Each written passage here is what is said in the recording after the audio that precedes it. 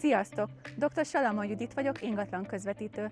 Itt állok Kalocsa 40 szálláson, ahol egy felújított családi házat mutatok meg nektek. Tartsatok velem! A telek körülbelül 2000 négyzetméter, a ház pedig 250 négyzetméter, szuterénből, földszintből és emeletből áll.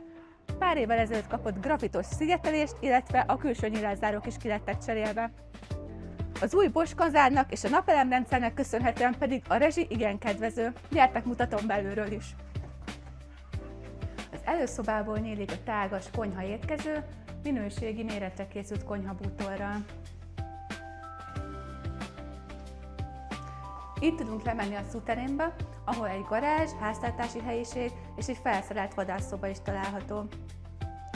Illetve innen nyílik az első szoba, ami jelenleg irodaként funkcionál, de hálószobának és nappalinak is tökéletes.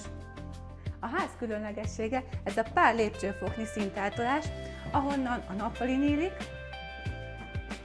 mely tágas déli tájolású, és egy bárral is föl van szerelve. Ezen a szinten található még egy szoba, ami jelenleg gardrób szobaként funkcionál, illetve egy tágas fürdőszoba, WC-vel, bidével, káddal és zuhannyal felszerelve.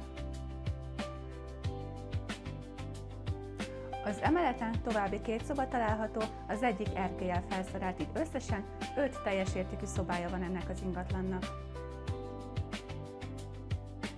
A telken borospince és melléképületek is találhatóak.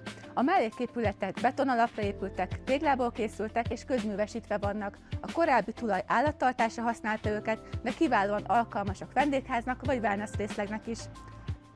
Gyertek, mutatom a kedvenc részem. A telek végében gyümölcsfák találhatóak, illetve ez nem lenne elég, egy patak csörgedezik itt mellettünk, egy gyönyörű szép erdős terület mellett. Ez a nyugalom szigete.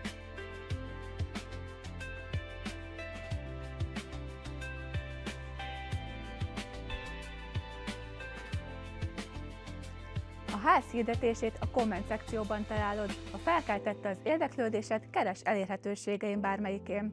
Ha tetszett a videó, kövesd az oldalamat.